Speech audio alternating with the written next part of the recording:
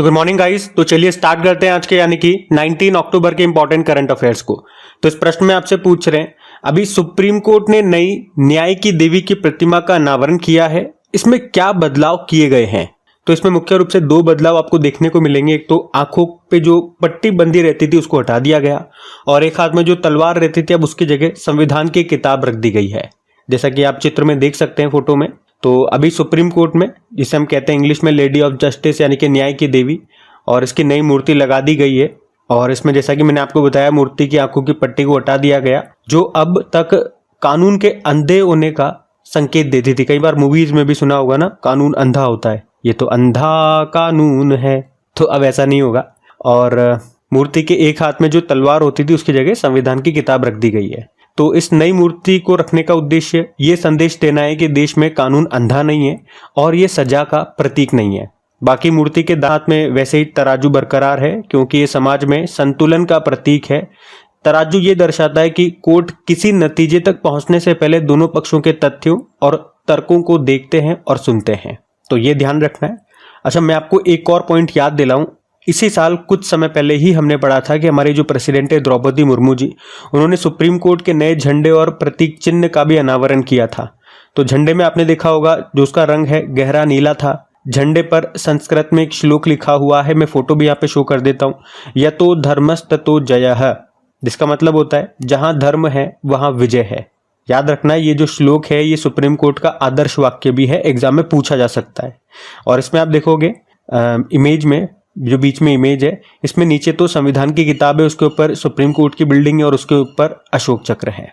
वैसे supreme court के बारे में कल भी मैंने आपको कुछ इंपॉर्टेंट पॉइंट्स बताए थे, जैसे कि अब भी सबसे लेटेस्ट पॉइंट तो ये बन जाएगा, हमारे जो नए चीफ जस्टिस ऑफ इंडिया होंगे 51 नंबर के होंगे। कौन होंगे? संजीव खन्ना होंगे, क्योंकि अभी जो 50वें नंबर के हैं DY चंद्रचूड़, इनका कार्यकाल अभी 10 नवंबर को समाप्त हो जाएगा।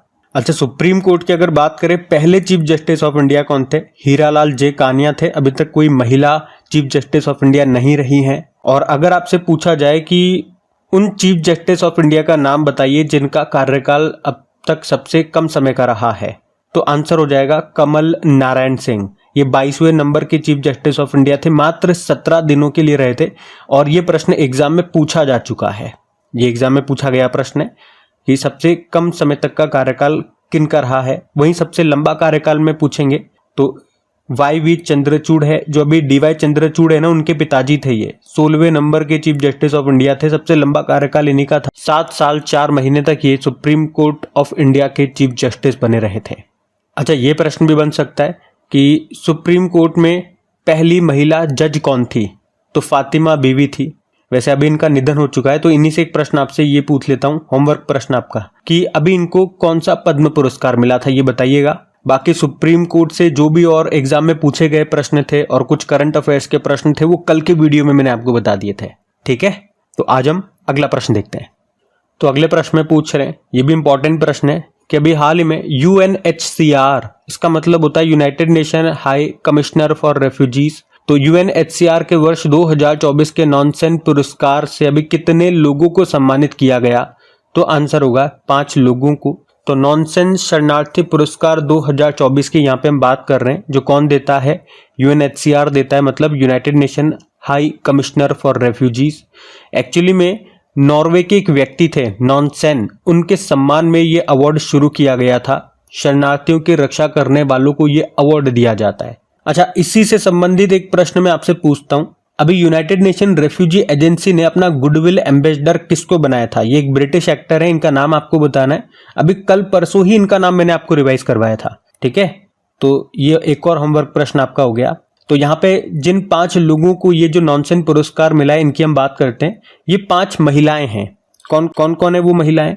सिस्टर रोसिता माइलेसी ब्राजील से हैं, मेमोना बा बुर्किना फासो अफ्रीका से हैं, नाडा फडोल सूडान से हैं, दीप्ति गुरुंग नेपाल से हैं, और जिन दावोद ये सीरियाई शरणार्थी हैं। एक तो ये नेपाल वाला नाम जरूर याद रखना क्योंकि हमारा पड़ोसी देश है, तो एग्जाम में पूछा जाने के चांसेस ज्यादा है।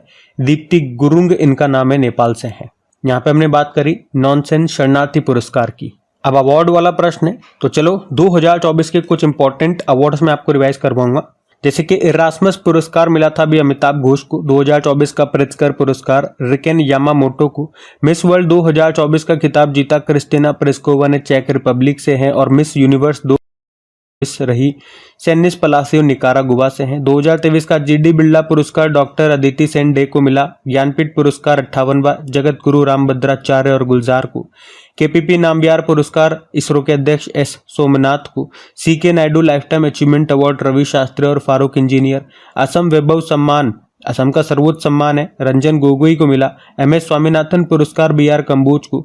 एमएस स्वामीनाथन पर्यावरण संरक्षण पुरस्कार अनंत दर्शन शंकर। 2023 का शस्त्र रामानुजन पुरस्कार रुइक्सियांग झांग को मिला। वैसे अभी 2024 में भी दिया जा चुका है, और आप लोग बताएंगे 2024 का ये शस्त्र रामानुजन पुरस्कार किसे मिला था। बाकी साहित्य अकादमी पुरस्कार हिंदी भाषा के लिए संजीव को मिला, मुझे पहचानों के लिए। अंग्रेजी का नीलम शरण गौर को मिला रेक्यूमेन रागा जानकी के लिए, और 33वां व्यास सम्मान पुष्पा भारती को मिला उनके उपन्यास यादें यादें, और 33वां सरस्वती सम्मान प्रभा वर्मा को मिला उनके उपन्यास रुद्र सात्विकम के लिए। और जब भी अवार्ड्स या कोई भी टॉपिक आता है, आपको बताए 2024 के जो भी इंपॉर्टेंट उससे संबंधित प्रश्न होते हैं सारे मैं आपको रिवाइज कराता हूँ। लेकिन पहले मैं एक साथ रिवाइज करवाता था, आपने नोटिस किया होगा अगर रेगुलर आप हमारा करंट अफेयर्स देखते हैं तो पहले मैं एक साथ आपको रिवाइज कराता था, जिसमें 30, 40, 45 प्रश्न बन जाते थे। तो वो थोड़ा सा हैवी पड़ता है, खासतौर पर नए स्टूडेंट्स के लिए। जो रेगुलर है उनको दिक्कत नहीं आती, लेकिन इस बार हम टुकड़ों में कर रहे हैं। 10-10, 15-15 क्वेश्चन लेकर के आता हूँ, और शीट में चेंज करता रहता हूँ। जैसे ही सारी शीट कंप्लीट हो जाती है फिर उनको रिपीट करता रहता हूँ, तो उससे एक साथ बर्डन भी नहीं पड़ेगा और दिमाग में भी अच्छे तरह से सेट हो जाएगा। वैसे तो रिवीजन में सारे ही कराऊंगा, आप चिंता मत करो। और जो बीच बीच में मैं होमवर्क प्रश्न आपको देता हूँ कि ये प्रश्न का उत्तर दो, तो अगर किसी को नहीं आए ना तो कमेंट बॉक्स में जाकर के देख लिया करो। वहाँ हमारे बहुत सारे अच्छे स्टूडेंट्स हैं जो बहुत सिस्टमेटिक मैनर में आंसर करते हैं, तो वहाँ जाकर के आप चेक कर सकते हैं। ठीक है, अभी अगला प्रश्न देखते हैं। फिर अगले प्रश्न में पूछ रहे हैं, अभी हाल ही में बड़ा दशई उत्सव कहाँ पे मनाया गया, तो आंसर होगा नेपाल में। तो बड़ा दशई उत्सव ये नेपाल का सबसे बड़ा त्योहार है, और ये इंपॉर्टेंट मार्क करो क्योंकि ये प्रश्न एग्जाम में पूछा भी जा चुका है। आरबीआई ग्रेड बी एग्जाम में पूछा गया था ये प्रश्न, देख सकते हो आप। बड़ा दशिन ये किस देश का सबसे बड़ा त्योहार है, तो आंसर इसका नेपाल हो जाएगा। वही हम बात कर रहे हैं। अभी काठमांडू घाटी में इसका आयोजन किया गया, 15 दिनों तक ये चलता है। जिस तरह से आप देखोगे भारत में जो दशहरा मनाया जाता है, उसी तरह से वहां पे ये बड़ा दशई उत्सव मनाया जाता है। बाकी बात नेपाल की है, तो ये रहा मैप में नेपाल। देखो, नेपाल की कैपिटल काठमांडू हो गई, करेंसी है नेपाली रुपया, प्रेसिडेंट है रामचंद्र पौडेल, और प्रधानमंत्री कौन है, केपी शर्मा ओली है। आप देखोगे भारत के 5 राज्य हैं जो नेपाल से सीमा बनाते हैं, उत्तराखंड, उत्तर प्रदेश, बिहार, पश्चिम बंगाल और ये सिक्किम। कुछ करंट अफेयर्स के प्रश्न भी मैं आपको यहाँ से रिवाइज करवाऊंगा। तो एक तो याद रखना, अभी 2025 को एक विशेष पर्यटन वर्ष के रूप में नामित किया था नेपाल ने। नेपाल ने पोखरा को अपना टूरिज्म कैपिटल बनाया। माता तीर्थ औंसी उत्सव यहाँ मनाया जाता है। बिस्किट यात्रा महोत्सव नेपाल में मनाया जाता है, और रेनबो टूरिज्म कॉन्फ्रेंस का आयोजन नेपाल में हुआ। समलैंगिक विवाह का पंजीकरण करने वाला पहला दक्षिण एशियाई देश बना था नेपाल। और भारत ये नेपाल के मुनाल उपग्रह को लॉन्च करेगा। भारत नेपाल से 10 सालों में 10,000 मेगावाट बिजली खरीदेगा। वर्ल्ड हेल्थ ऑर्गेनाइजेशन ने नेपाल के धुलीखेल नगर पालिका को नेपाल का पहला स्वस्थ शहर और एशिया का दूसरा सबसे स्वस्थ शहर घोषित किया था। यूपीआई सिस्टम अपनाने वाला पहला विदेशी देश बना था नेपाल। अभी इंटरनेशनल सोलर अलायंस का 101वां फुल मेंबर भी बना था नेपाल। नेपाल ने भारत के माध्यम से बांग्लादेश से 40 मेगावाट बिजली निर्यात करने के लिए समझौता किया था। मतलब बांग्लादेश को बेचेगा नेपाल बिजली भारत के थ्रू होकर के। और निम्मा रिंजी शेरपा, ये नाम हमने पढ़ा था। अभी दुनिया की 8,000 मीटर से ऊंची सभी 14 चोटियों पर चढ़ने वाले सबसे कम उम्र के व्यक्ति ये बन गए। निम्मा रिंजी शेरपा नेपाल से हैं, 18 वर्ष इनकी आयु है। तो नेपाल से संबंधित ये सारे करंट अफेयर्स अभी हमने पढ़े हैं, इनको ध्यान में रखना। अगला प्रश्न देखते हैं।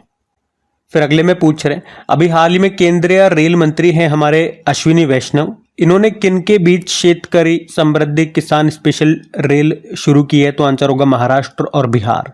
अभी हमारे रेल मंत्री अश्विनी वैष्णव जी ने शेतकरी समृद्धि किसान स्पेशल ट्रेन को शुरू किया, जो कि महाराष्ट्र के देवलाली से बिहार के दानापुर के बीच में चलेगी, जिसका उद्देश्य है महाराष्ट्र के किसानों की फसल को तेजी से देश के अन्य राज्यों तक पहुंचाना, जिससे किसानों को अपनी उपज को सही समय पर और सही दाम पर बेचने का अवसर मिलेगा।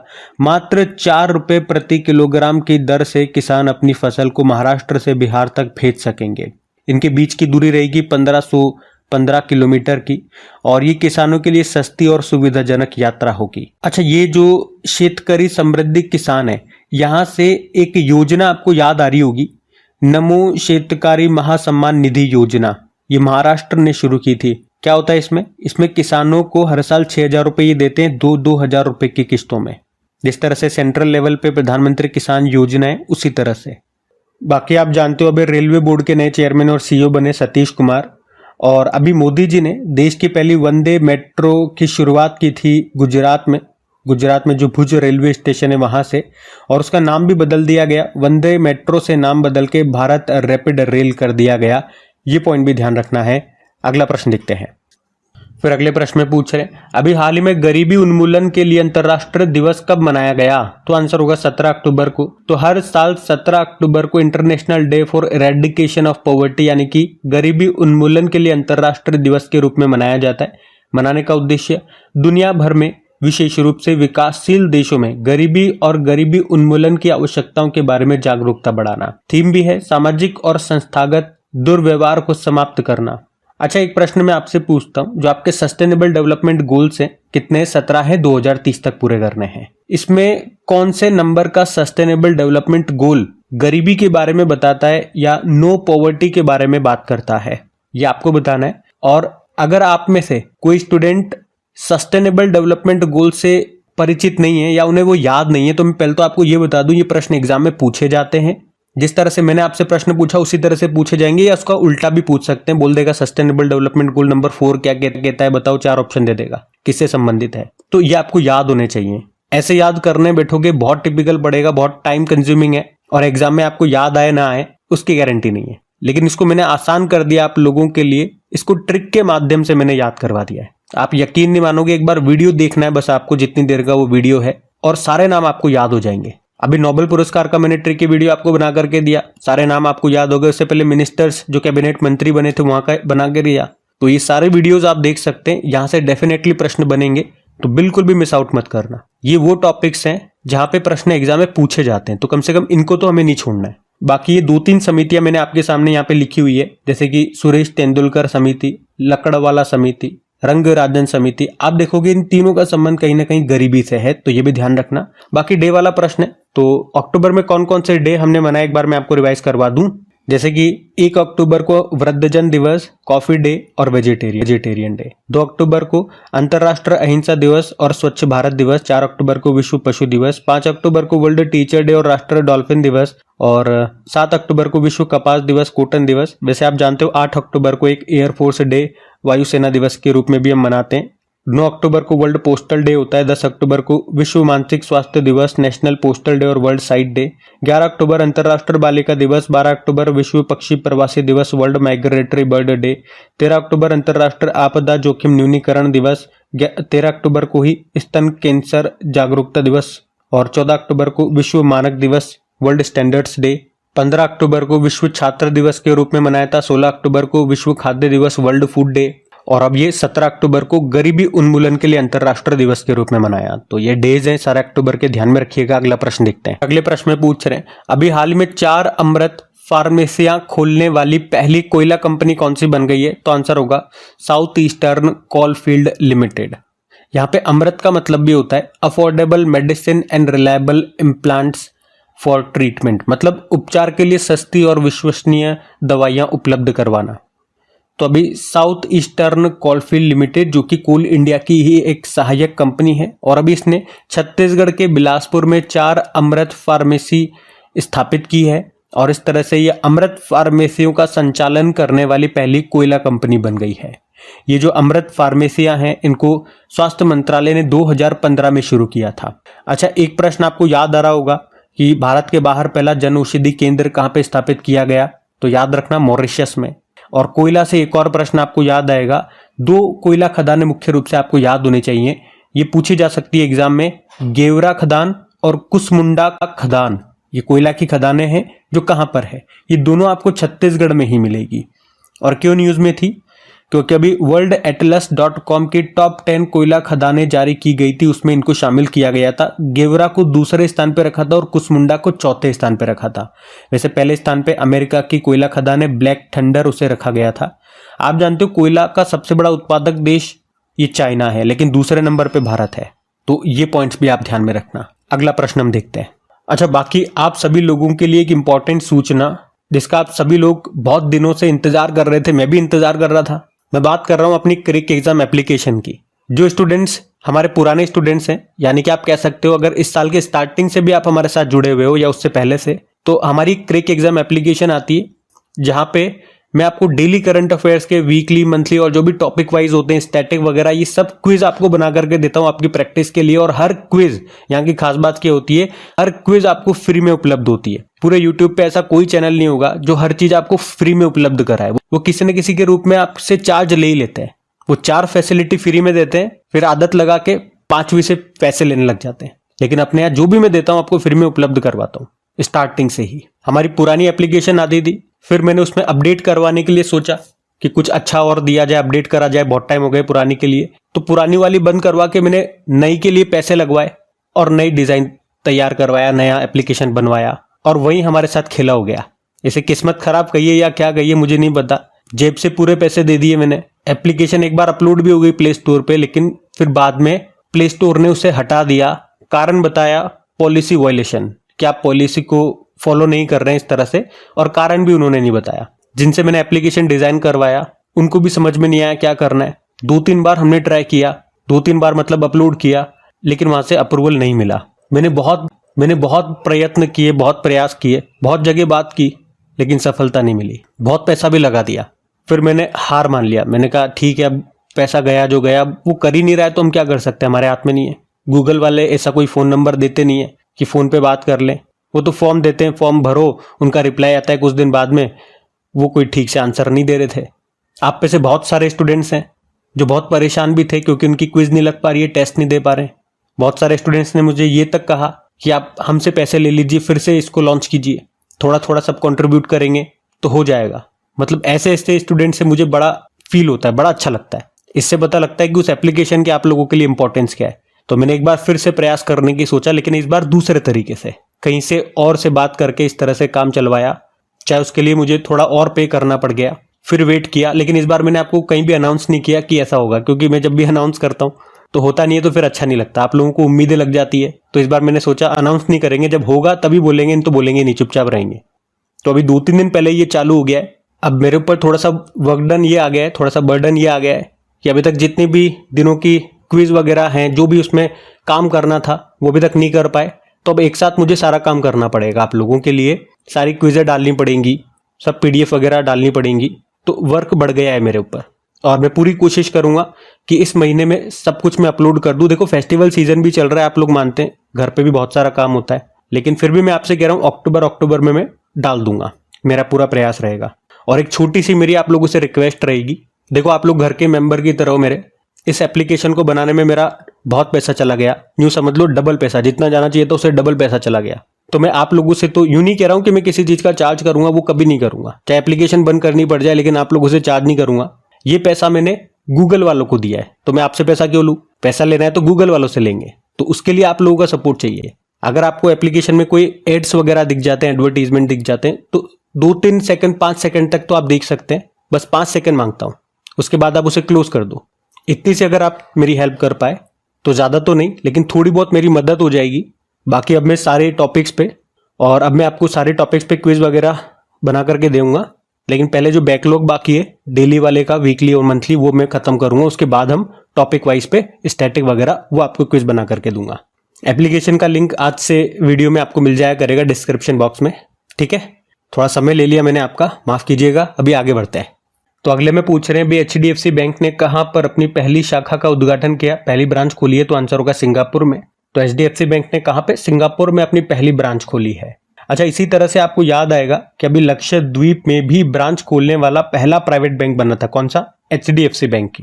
देखो HDFC बैंक की बात करें, स्थापना होती 1994 में, हेडक्वार्टर मुंबई में है, चेयरमैन है अतनु चक्रवर्ती और CEO है शशिधर जगदीशन, और इसकी टैगलाइन होती है वी अंडरस्टैंड योर वर्ल्ड। आपको याद हो तो HDFC बैंक ने भारत का पहला वर्चुअल क्रेडिट कार्ड भी लॉन्च किया था पिक्सल प्ले नाम से, और इलेक्ट्रॉनिक बैंक गारंटी लॉन्च करने वाला भी पहला बैंक यही था, HDFC बैंक। अगला प्रश्न देखते हैं। फिर अगले प्रश्न में पूछ रहे हैं कि अभी हाल ही में फ्लाइंग फेस्टिवल कहाँ पे मनाया गया, तो आंसर होगा हिमाचल प्रदेश में। तो हिमाचल प्रदेश की कैपिटल है शिमला और उसी के पास में एक स्थान है जुंगा, वहां पर इस फ्लाइंग फेस्टिवल का आयोजन हुआ है। 4 दिनों का ये फेस्टिवल है जिसका उद्घाटन किया हिमाचल प्रदेश के गवर्नर शिव प्रताप शुक्ला ने। यहाँ पर पैराग्लाइडिंग होगी। वही फ्लाइंग फेस्टिवल है तो उड़ने से संबंधित ही कोई फेस्टिवल होगा, तो पैराग्लाइडिंग का आयोजन यहाँ पे हुआ। उद्देश्य रहा साहसिक खेलों को प्रोत्साहित करना और शिमला के आसपास कम ज्ञात पर्यटन स्थलों को बढ़ावा देना। अब बात हिमाचल प्रदेश की है तो मैं आपको ले चलता हूँ हिमाचल प्रदेश। देखो हिमाचल प्रदेश की 2 कैपिटल मिलेगी, समर कैपिटल शिमला है, विंटर है धर्मशाला, मुख्यमंत्री है सुखविंदर सिंह सुक्खू और गवर्नर है शिव प्रताप शुक्ला। यहाँ पर मुख्य रूप से 3 दर्रे माउंटेन पास देखने को मिलेंगे, शिपकिला दर्रा, रोहतांग दर्रा, बड़ा चला दर्रा। पोंग बांध आपको व्यास नदी पर मिलेगा, पंडोद बांध भी आपको यहीं पर मिलेगा, भाखड़ा नांगल बांध मिलेगा सतलुज नदी पे और चमेरा बांध रावी नदी पे।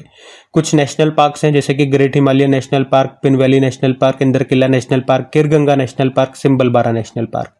यहाँ का राजकीय पशु हिम तेंदुआ स्नो लेपर्ड है, पक्षी है जुजराना, वेस्टर्न ट्रोगोपैन कहते हैं, वृक्ष है देवदार का और फूल है गुलाबी बुर्रांश यानी कि पिंक रोडोडेंड्रॉन। यहाँ के लोक नृत्य हैं कुछ जैसे कि नाटी हो गया, डांगी हो गया, छपेली हो गया, तो ये ध्यान रखना। चलो कुछ करंट अफेयर्स भी मैं आपको हिमाचल प्रदेश से रिवाइज करवाऊं। तो अभी मुख्यमंत्री सुख शिक्षा योजना शुरू हुई, मुख्यमंत्री बाल पौष्टिक आहार योजना, भारतीय सेना की पहली वर्टिकल विंडो टनल का उद्घाटन किया गया हिमाचल प्रदेश के बकलो में, सपनों का संचय जमा लिंक्ड ऋण योजना शुरू हुई थी, मुख्यमंत्री सुख आश्रय योजना, सशक्त महिला ऋण योजना, मुख्यमंत्री विद्यार्थी प्रोत्साहन योजना, इंदिरा गांधी महिला सम्मान निधि योजना, संजीवनी परियोजना, स्वतंत्र भारत के पहले मतदाता थे श्याम शरण नेगी, उनका भी निधन हो गया, वे हिमाचल प्रदेश से थे। हिमाचल प्रदेश सरकार ने किसानों की मदद के लिए हिमकड योजना शुरू की थी। ई कैबिनेट प्रणाली लागू करने वाला पहला राज्य बना ये, देश का पहला एलपीजी सक्षम और धूम्रपान मुक्त राज्य बना ये, ड्रोन नीति को मंजूरी देने वाला पहला राज्य बना ये, दुनिया का सबसे ऊंचा मतदान केंद्र आपको यहीं पे मिलेगा, ताशीगंग है वो। बाकी सिंगल यूज प्लास्टिक बाईबैक योजना शुरू हुई यहाँ, नारी को नमन योजना है यहाँ पे। और हिमाचल प्रदेश के कांगड़ा चाय को यूरोपीय जीआई टैग मिला था। हिमाचल प्रदेश में अटल सुरंग आपको मिलेगी जिसकी लंबाई है 9.02 किलोमीटर। दुनिया के सबसे ऊंचा इलेक्ट्रॉनिक व्हीकल चार्जिंग स्टेशन का उद्घाटन यहाँ पे हुआ था हिमाचल प्रदेश के काजा में। दालचीनी की संगठित खेती यहाँ पे शुरू करने वाला ये पहला राज्य बना था। मुलेठी की खेती का आयोजन करने वाला पहला राज्य भी यही है। भारत में पहली बार हींग की खेती की गई थी हिमाचल प्रदेश के लाहौल घाटी में। हिमाचल प्रदेश विधानसभा ने बेटियों की शादी की न्यूनतम उम्र को 21 साल करने वाले विधेयक को पारित किया था। हिम उन्नति योजना ये प्राकृतिक खेती को बढ़ावा देने के लिए है, यहाँ शुरू हुई थी। टाइम मैगजीन ने 2024 के विश्व के सबसे महान स्थानों की सूची जारी की थी जिसमें से 3 भारतीय हैं। इसमें से एक हिमाचल प्रदेश में नार बुटीक होटल है, बाकी 2 हैदराबाद और मुंबई से हैं। उसके अलावा अभी वर्ल्ड पैराग्लाइडिंग चैंपियनशिप 2024 का आयोजन हुआ, ये भारत में हिमाचल प्रदेश के कांगड़ा जिले में, तो ये भी याद रखना। और पहली बार हिमाचल प्रदेश ने शून्यकाल 0 आवर की परंपरा भी शुरू की थी। अभी नशीली दवाओं के खतरे से निपटने के लिए संकल्प पहल भी यहाँ पे शुरू हुई थी। तो हिमाचल प्रदेश से ये सारे स्टैटिक और करंट अफेयर्स मैंने आपको यहाँ पे रिवाइज कराए, ध्यान में रखना। अगला देखते हैं प्रश्न। फिर अगले प्रश्न में पूछ रहे हैं अभी हाल ही में मेरा होऊ चोंगबा उत्सव कहाँ पे मनाया गया, तो मणिपुर में। और मणिपुर में ये मेरा होऊ चोंगबा उत्सव मनाया गया, ये ध्यान रखना। ये उत्सव राज्य के स्वदेशी समुदायों के बीच भाईचारे और सद्भाव के बंधन को मजबूत करता है। वैसे आपको पता होगा मेतेई और कुकी समुदाय यहीं पर है जिनके बीच में जातीय तनाव चल रहा है, और अभी यहीं पे ये मेरा होऊ चोंगबा उत्सव मनाया गया। देखो मैं मणिपुर आपको ले चलूंगा, लेकिन उत्सव वाले आज 2-3 प्रश्न हमने देख लिया, आपने नोटिस किया होगा। चलो एक काम करते हैं, कुछ इंपॉर्टेंट उत्सव आज मैं आपको रिवाइज करवाता हूँ। जैसे कि देखो ये बन्नी उत्सव आंध्र प्रदेश में मनाया गया था, लोसांग महोत्सव सिक्किम में, सिग्मो महोत्सव गोवा में, तानसेन महोत्सव ग्वालियर मध्य प्रदेश, गीता महोत्सव कुरुक्षेत्र हरियाणा, हेथाई अम्मान महोत्सव तमिलनाडु का है, जल्लीकट्टू महोत्सव तमिलनाडु का है। तमिलनाडु में थाई पुसम त्योहार और आदि पेरक्कू भी होता है। कंबाला महोत्सव ये कर्नाटक में है। मकर विलक्कू त्योहार केरल का हो गया। ऊंट महोत्सव बीकानेर राजस्थान और मरु उत्सव जैसलमेर राजस्थान का है। और खर्ची पूजा महोत्सव है त्रिपुरा का। तो ये 10-12 उत्सव मैंने आपको रिवाइज करवा दिए। चलो बात यहाँ पे क्वेश्चन में हमारी मणिपुर की हुई थी, ले चलता हूँ आपको मणिपुर। तो ये रहा मैप में मणिपुर, कैपिटल इम्फाल होती है और गवर्नर अनुसुईया उइके हैं, मुख्यमंत्री एन बीरेन सिंह। आपको पता है कि इस भारतीय राज्य को पोलो खेल का उद्गम माना जाता है तो मणिपुर ही है। मणिपुर में आपको लोकटक झील मिलेगी और इसी पे दुनिया का एकमात्र तैरता हुआ नेशनल पार्क आपको मिलेगा, जिसे कहते हैं काबुल लामजाओ नेशनल पार्क। ये कुछ और उत्सव महोत्सव मैंने यहाँ पे आपको लिख दिए हैं, सारे मणिपुर के हैं। संगई फेस्टिवल हो गया, लाई हराओबा फेस्टिवल हो गया, नट संकीर्तन हो गया, और योशांग या याओसांग बोल दो, ये यहीं पे मनाया जाता है। हुनथड़ो उत्सव हो गया, शुमंगलीला उत्सव हो गया, गान नगाई उत्सव हो गया, शिरुई लिली महोत्सव हो गया, कचाई लेमन फेस्टिवल हो गया, और आज जो हमने देखा वो भी इसमें ऐड कर सकते हो, मेरा हो चोंग उत्सव। मैं यहाँ पे ऐड कर दूंगा ताकि अगली बार पीडीएफ में आपको वो मिल जाएगा। देखो ये प्रश्न किसी स्टूडेंट ने मुझे भेजा है, इनके एग्जाम में आया था बिहार एसआई में, हुनथड़ो महोत्सव आया था और लोकटक झील वाला प्रश्न आया था। तो इस तरह से आपके भी एग्जाम में अगर कोई प्रश्न आते हैं स्टैटिक वगैरह या जो भी करंट अफेयर्स के, तो आप मुझे सेंड कर सकते हैं ताकि मैं उसको यहाँ पे ऐड कर दूँ। तो जब भी मैं आपको देखो ये बात नोटिस करना बताऊंगा ना, कोई भी प्रश्न की ये प्रश्न एग्जाम में पूछा गया था, तो आपका दिमाग ज़्यादा एक्टिव होगा उसके लिए, और वो प्रश्न आपके माइंड में ज़्यादा लंबे तक सेट रहेगा। ये बात आप नोटिस करना है ना। चलो भी अगला प्रश्न देखते हैं। तो अगले प्रश्न में पूछ रहे हैं, हाल ही में पहली आसियान भारत ट्रैक 1 साइबर नीति वार्ता कहाँ पे आयोजित हुई? तो आंसर होगा सिंगापुर में। तो भारत आसियान के बीच ट्रैक 1 साइबर नीति वार्ता का आयोजन किया गया अभी सिंगापुर में। उद्देश्य था साइबर क्राइम को कंट्रोल करना। अच्छा, साइबर से याद आएगा, कल ही एक प्रश्न हमने पढ़ा था कि भारतीय साइबर अपराध समन्वय केंद्र यानी कि Indian cyber crime coordination centre ने अभी नेशनल ब्रांड एम्बेसडर किसे बनाया था? रश्मि मंधाना को बनाया था। और सिंगापुर की बात है तो कैपिटल सिंगापुर सिटी होती है, करेंसी सिंगापुर डॉलर, प्रधानमंत्री लॉरेंस वोंग और प्रेसिडेंट थर्मन षणमुगरत्नम। और आसियान की बात करें, association of south east Asian nation, इसकी स्थापना होती है 8 अगस्त 1967 में, मुख्यालय है जकार्ता इंडोनेशिया में, और 11वें नंबर का सदस्य देश इसका ईस्ट तिमोर यानी कि तिमोर लिस्ते है। और अभी आसियान समिट का आयोजन कहाँ पे हुआ? लाओस में। और इसकी कैपिटल जरूर याद रखना, वियंटायन इसकी कैपिटल होती है। तो गाइज ये थी आज की आपकी करंट अफेयर्स की क्लास। कमेंट करके जरूर बताइएगा सेशन आपको कैसा लगा। अच्छा लगा तो प्लीज़ वीडियो को सपोर्ट जरूर कीजिएगा, इसे शेयर करके अपने दोस्तों के साथ में स्टडी ग्रुप में एक बार शेयर कर दीजिएगा। लाइक नहीं करा तो लाइक कर दीजिएगा। आज की वीडियो के लाइक का टारगेट रखते हैं 5000 लाइक का। अपना कीमती लाइक ज़रूर दीजिए। मैं पूरी कोशिश कर रहा हूँ आप लोगों के लिए सब कुछ करने की, वो भी बिल्कुल फ्री में। तो अपना सपोर्ट ज़रूर दीजिए इन वीडियोज़ को। बाकी PDF आपको मिल ही जाती है, अभी तक टेलीग्राम पर मिलती थी, अब क्रिक एग्जाम एप्लीकेशन पे भी मिलेगी। चलो फिर अभी कल के करंट अफेयर्स का क्विक रिवीजन करते हैं, सेशन एंड करते हैं फिर। तो पहला प्रश्न पूछा था, मिस इंडिया 2024 का खिताब किसने जीता? निकिता पोरवाल ने। और सुप्रीम कोर्ट के 51वें चीफ जस्टिस बनेंगे संजीव खन्ना। फिर पूछा, भारत का दूसरा सबसे बड़ा तितली विविधता केंद्र अभी किसे घोषित किया गया? काजीरंगा नेशनल पार्क को। फिर पूछा, इंडिया मोबाइल कांग्रेस 2024 का आयोजन कहाँ पे किया गया? नई दिल्ली में। रक्षा मंत्री राजनाथ सिंह ने दूसरे नौसेना रडार स्टेशन की आधारशिला कहाँ पे रखी? तेलंगाना। भारतीय साइबर अपराध समन्वय केंद्र का राष्ट्रीय ब्रांड एम्बेसडर बनाया रश्मिका मंधाना को। और भारत की पहली स्वदेशी बुलेट ट्रेन निर्माण के लिए किसने अनुबंध हासिल किया, किसने ठेका लिया? BEML भारत अर्थ मूवर्स लिमिटेड। कैबिनेट ने 2025-26 के लिए किस रबी की फसल के न्यूनतम समर्थन मूल्य में सबसे अधिक वृद्धि की घोषणा की? तो सरसों। स्वास्थ्य, कृषि और संदर्भनीय शहरों पर केंद्रित AI उत्कृष्टता केंद्र कहाँ पे स्थापित किया जाएगा? तो उपयुक्त सभी। और आखिरी प्रश्न पूछा, जम्मू कश्मीर के उप मुख्यमंत्री कौन बने? सुरेंद्र चौधरी। चलो कल का भी होमवर्क प्रश्न देखते हैं और सेशन एंड करते हैं। तो कल के वीडियो में पूछा था कि इसने US ओपन 2024 में मेन सिंगल का टाइटल जीता, तो जेनिक सिनर ने। आप सभी ने प्रश्न का बिल्कुल सही उत्तर दिया। अब ये आज का आपका होमवर्क प्रश्न।